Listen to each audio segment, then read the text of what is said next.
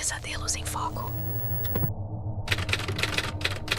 No coração do Vaticano, sob a penumbra das catacumbas seladas, havia um segredo que apenas os mais altos escalões da igreja conheciam. Era a história do manto do silêncio eterno, uma vestimenta papal tão antiga quanto os próprios alicerces da Basílica de São Pedro. Diferente da túnica do silêncio, que já causava arrepios entre os cardeais, o manto do silêncio eterno era uma relíquia temida até pelos papas.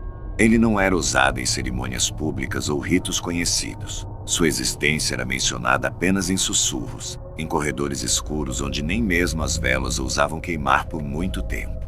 O manto era uma peça de veludo negro, tão denso que parecia engolir a luz ao seu redor. Bordado com fios de ouro que formavam símbolos indecifráveis, ele exalava um frio que não podia ser explicado pela ciência. A lenda contava que o manto fora criado no século IX, durante um período de grande turbulência na igreja, quando um papa, cujo nome foi apagado dos registros, fez um pacto com uma entidade que não era de Deus. Em troca de poder para unificar a cristandade, ele ofereceu sua alma e a de todos que vestissem o manto depois dele. Desde então, a vestimenta aparecia em momentos de crise, como se tivesse vontade própria, depositada no armário papal sem explicação. Em 1742, o Papa Bento XIV enfrentava uma igreja dividida por intrigas políticas e rumores de heresia. Uma noite, após uma reunião exaustiva com seus conselheiros, ele encontrou o manto em sua câmara, dobrado sobre uma cadeira de carvalho. Não havia registros de quem o trouxera, e os guardas juraram que ninguém entrará no quarto. Bento, homem de fé inabalável, sentiu um calafrio ao tocar o tecido. Era como se o manto sussurrasse, não em palavras, mas em sensações, promessas de sabedoria infinita, mas também um vazio que ameaçava engolir sua sanidade. Ele resistiu à tentação de vesti-lo, ordenando que fosse trancado em um baú de ferro nas catacumbas, selado com orações e correntes. Por séculos, o manto permaneceu esquecido, até 1963. Quando o Papa Paulo VI assumiu o trono de Pedro em meio à Guerra Fria e tensões internas no Vaticano. Durante uma noite de insônia, ele desceu às catacumbas para orar em segredo, buscando orientação divina. Lá, encontrou o baú de Bento XIV entreaberto, com o manto exposto, intacto pelo tempo. A curiosidade, ou talvez algo mais sombrio, o levou a tocar o tecido. No instante em que seus dedos roçaram o veludo, ele ouviu um coro de vozes, não angelicais, mas guturais, como se viessem de um abismo. As vozes prometiam revelar os segredos do futuro da igreja, mas exigiam que ele vestisse o manto. Paulo VI, homem de intelecto aguçado, hesitou, mas a pressão de liderar em tempos tão incertos o fez ceder. Ele vestiu o manto, sentindo seu peso não apenas nos ombros, mas na alma. Naquela noite, ele teve visões, cidades em chamas, fiéis abandonando a igreja, e uma figura encapuzada que ria em meio ao caos. Quando amanheceu, ele foi encontrado pelos guardas, ainda nas catacumbas, com os olhos vidrados e murmurando em uma língua que ninguém reconhecia. O manto havia desaparecido do seu corpo, mas marcas escuras, como queimaduras, cobriam sua pele. O Papa nunca revelou o que viu, mas mudou profundamente. Seus discursos públicos tornaram-se vagos, e ele evitava cerimônias longas, como se temesse ser observado. Anos depois, um cardeal próximo confessou em seu leito de morte que Paulo VI ordenara a destruição do manto, mas ninguém conseguiu encontrá-lo. O baú nas catacumbas estava vazio. Em 2018, um jovem arquivista do Vaticano, chamado Mateu, foi designado para catalogar relíquias nas câmaras inferiores. Ele era cético, mais interessado em história do que em lendas. Durante seu trabalho, encontrou uma porta escondida, selada com símbolos que lembravam os bordados do manto descrito nos arquivos. Curioso, ele a abriu, revelando uma câmara úmida onde o ar parecia pesado. No centro, sobre um pedestal de pedra, estava o manto do silêncio eterno, brilhando sob a luz fraca de sua lanterna. Mateu, ignorando os avisos dos textos antigos, tocou o manto. Instantaneamente, sentiu um frio que subia por seus braços, como se o próprio tecido estivesse vivo. Ele tentou recuar, mas seus pés não obedeciam. Imagens invadiram sua mente. Papas do passado, todos vestindo manto, todos com expressões de terror. Ele viu Bento XIV chorando enquanto selava o baú, Paulo VI caindo de joelhos nas catacumbas, e outros rostos que não reconheceu, todos ligados por uma corrente invisível de desespero. Quando Mateu finalmente conseguiu se mover, correu para fora da câmara, trancando a porta. Mas o manto não ficou para trás. Naquela noite, ele sonhou com ele, pendurado em seu quarto, sussurrando seu nome.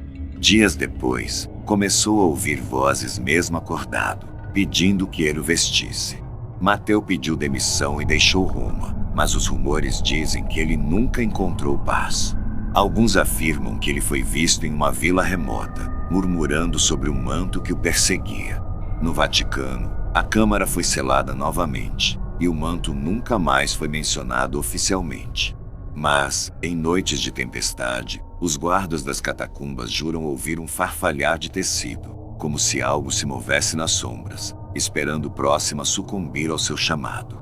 A igreja nega a existência do manto do silêncio eterno, mas os arquivos secretos, guardados sob chaves que poucos possuem, contam uma história diferente, uma história de uma vestimenta que não pertence a este mundo, mas que insiste em retornar, século após século, para reivindicar aqueles que ousam liderar a igreja. No silêncio opressivo dos arquivos secretos do Vaticano, onde a poeira dançava sob a luz fraca das lâmpadas, havia uma relíquia que poucos ousavam mencionar, o capelo das sombras penitentais. Diferente do capelo dos condenados, que já carregava sua própria lenda de traição e tormento, este capelo era uma peça ainda mais enigmática, reservada para rituais fúnebres tão obscuros que nem mesmo os cardeais mais antigos compreendiam sua verdadeira origem. Feito de lã negra e bordado com fios que pareciam pulsar como veias, o capelo era guardado em uma urna de cristal selada, trancada em uma câmara subterrânea acessível apenas pelo Papa e seu confessor pessoal. A história do capelo remontava ao século XI, durante o reinado do Papa Gregório VII, um homem conhecido por sua luta feroz contra a corrupção na igreja.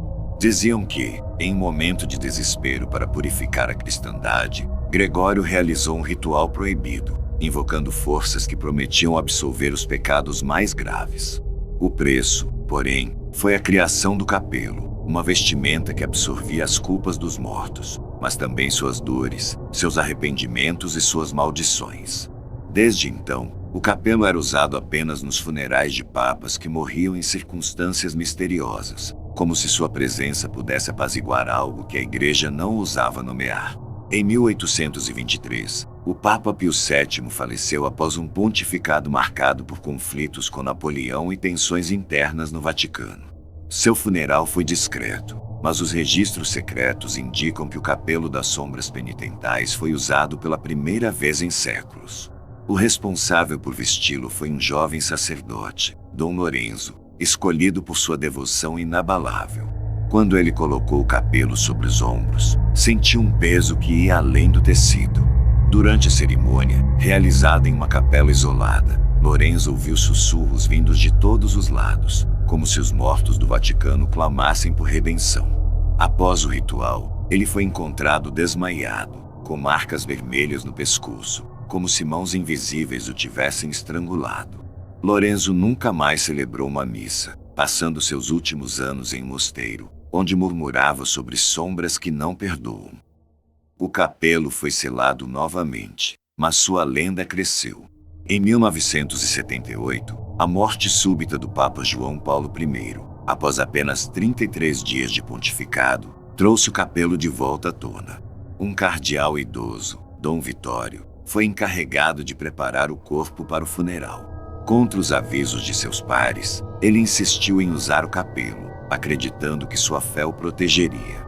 Durante a noite, enquanto velava o corpo, Vitório começou a sentir o ar ficar denso, como se a própria câmara estivesse viva. Ele relatou, em um diário descoberto anos depois, que o capelo parecia se mover, como se tentasse se ajustar a ele. Sombras começaram a se formar nas paredes, tomando a forma de figuras encapuzadas que apontavam para o caixão. Vitório tentou tirar o capelo, mas suas mãos tremiam, e ele sentiu uma dor lancinante no peito. Quando os guardas o encontraram, ele estava vivo, mas incapaz de falar, com os olhos fixos em algo que ninguém mais podia ver. O capelo foi trancado novamente, mas sua influência não terminou. Em 2005, uma noviça chamada Clara, que trabalhava como assistente nos arquivos do Vaticano, foi enviada para limpar a câmara onde a urna de cristal era mantida. Clara era uma mulher prática, pouco dada a superstições, mas algo na urna a incomodava. O cristal parecia embaçado, mas não por poeira, era como se algo se movesse dentro dele. Curiosa, ela tocou a urna, e o vidro rachou sob seus dedos, liberando um frio que fez sua respiração condensar. Naquela noite, Clara começou a ter pesadelos. Ela sonhava com um funeral sem fim, onde figuras encapuzadas a cercavam, todas vestindo capelo. Em cada sonho, elas lhe entregavam a vestimenta, sussurrando que era sua vez de carregar os pecados. Clara tentou ignorar os sonhos, mas os eventos se intensificaram. Objetos em seu quarto começaram a se mover sozinhos, e ela encontrava marcas de mãos em suas janelas, como se algo tentasse entrar. Desesperada, ela confessou tudo a um padre, que a aconselhou a deixar o Vaticano. Antes de partir, Clara decidiu enfrentar seu medo. Ela voltou à câmara, agora sob a supervisão de um monsenhor, e viu que a urna estava intacta, como se nunca tivesse rachado. Mas o capelo, dentro do cristal, parecia maior, como se tivesse crescido. O monsenhor, pálido, ordenou que ela nunca mais se aproximasse. Clara deixou Roma, mas os pesadelos a seguiram. Ela se mudou para uma cidade pequena na Itália, onde tentou reconstruir sua vida. No entanto, vizinhos relatavam que, em noites de lua cheia, Clara era vista andando pelas ruas, murmurando em latim e segurando algo invisível sobre os ombros. Um ano depois, ela desapareceu, deixando para trás apenas um desenho, um capelo negro, com olhos humanos bordados em seus fios. No Vaticano, a câmara permanece selada, e o capelo das sombras penitentais não é mais mencionado, nem mesmo nos arquivos secretos. Mas os guardas que patrulham os corredores subterrâneos dizem que, em certas noites, ouvem o som de tecido arrastando pelo chão, acompanhado por sussurros que pedem absolvição. A igreja mantém silêncio, mas a lenda persiste. O capelo não é apenas uma vestimenta, é um portal para os pecados que a humanidade não pode espiar, esperando por aquele que ousar vesti-lo novamente.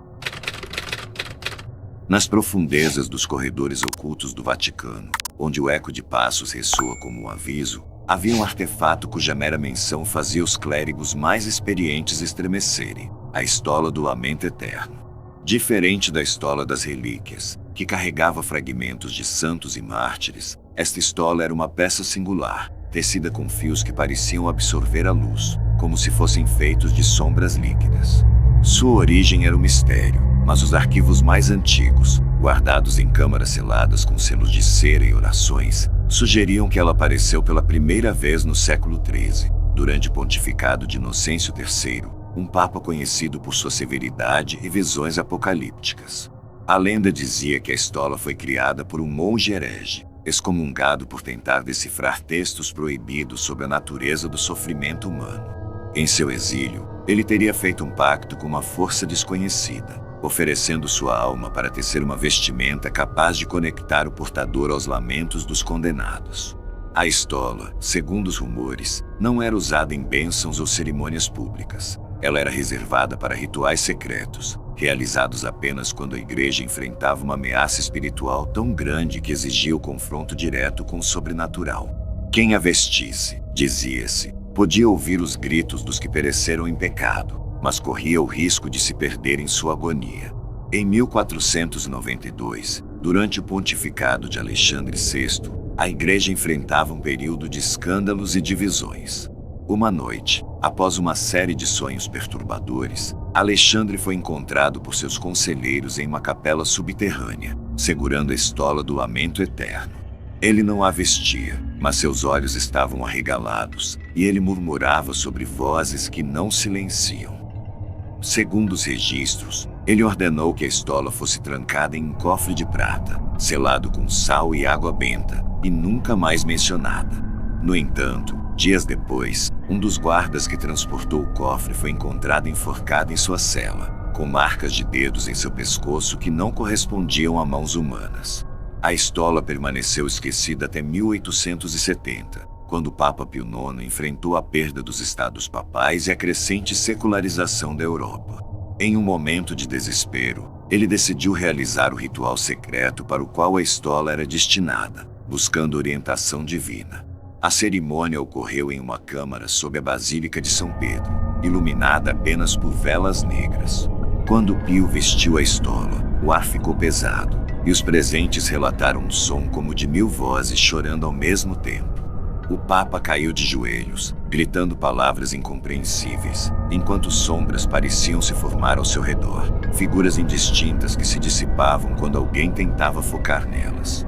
Após o ritual, Pio IX sobreviveu, mas nunca mais foi o mesmo. Ele se tornou recluso, evitando contato visual com outros, e seus escritos finais falavam de um fardo que não pode ser compartilhado. Em 1999, um jovem seminarista chamado Giovanni, que trabalhava como escriba nos arquivos do Vaticano, foi encarregado de catalogar objetos em uma câmara recém-descoberta. Entre relíquias empoeiradas, ele encontrou o cofre de prata, agora coberto por uma crosta de oxidação. Intrigado, Giovanni ignorou os avisos inscritos no metal e abriu o cofre, revelando a estola do Lamento Eterno, intacta e brilhando com fulgor sobrenatural. No momento em que a tocou, ele sentiu uma onda de tristeza tão intensa que caiu de joelhos, chorando por pecados que não eram seus. Ele tentou largar a estola, mas seus dedos pareciam colados ao tecido. Naquela noite, Giovanni começou a ouvir vozes. Primeiro, eram sussurros, como lamentos distantes, mas logo se tornaram gritos, acusações de crimes que ele nunca cometeu. Ele via vultos em sua cela, figuras encapuzadas que o observavam em silêncio. Desesperado, ele procurou o arquivista-chefe, um velho monsenhor chamado Antônio, que reconheceu os sinais do toque da estola. Antônio tentou exorcizar Giovanni, mas os sintomas só pioraram.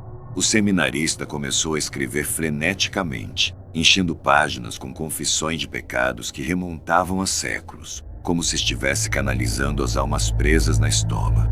Giovanni desapareceu uma semana depois, deixando para trás apenas suas anotações e a estola, que foi encontrada dobrada em sua cama, como se nunca tivesse sido tocada. O Vaticano selou a câmara novamente, e o caso foi abafado. No entanto, rumores começaram a circular entre os funcionários. Alguns diziam que, em noites de tempestade, podiam ouvir lamentos ecoando dos túneis subterrâneos, como se a estola estivesse chamando por um novo portador. Anos depois, em 2023, uma arqueóloga italiana, Sofia, contratada para inspecionar rachaduras nas fundações do Vaticano, descobriu uma passagem escondida que levava ao cofre de prata. Ela não era religiosa, mas sentiu um arrepio ao ver a estola, agora exposta, como se tivesse sido colocada ali de propósito. Contra seu bom senso, ela tocou, e imediatamente começou a ouvir vozes, não apenas de lamento, mas de raiva, exigindo que ela vestisse. Sofia fugiu, mas os efeitos persistiram. Ela começou a ter visões de pessoas que nunca conheceu, todas implorando por perdão, enquanto uma presença invisível parecia segui-la.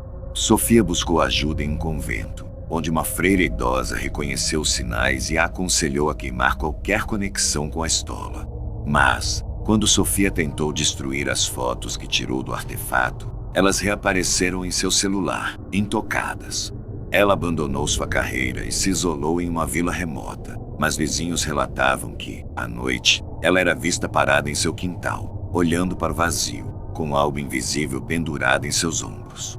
No Vaticano, a estola do Lamento Eterno permanece em seu cofre, mas os guardas evitam a câmara. Em noites silenciosas, dizem que o som de choros abafados ecoa pelos corredores, um lembrete de que a estola não é apenas uma relíquia, mas um recipiente de sofrimento que nunca será esvaziado, esperando pacientemente por sua próxima vítima.